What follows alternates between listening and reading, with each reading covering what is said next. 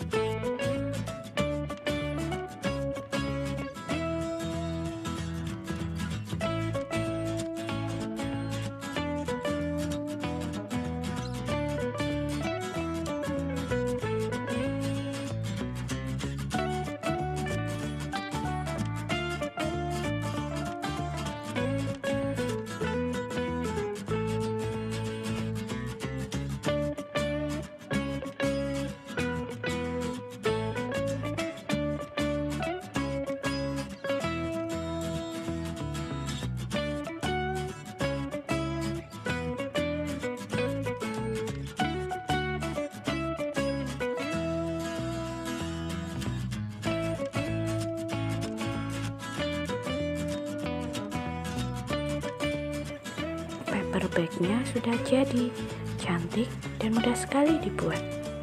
Terima kasih sudah menyaksikan channel YouTube Rumah Ziza. Terima kasih untuk subscribe-nya. Buat yang belum subscribe, jangan lupa subscribe, like, share, dan juga komen.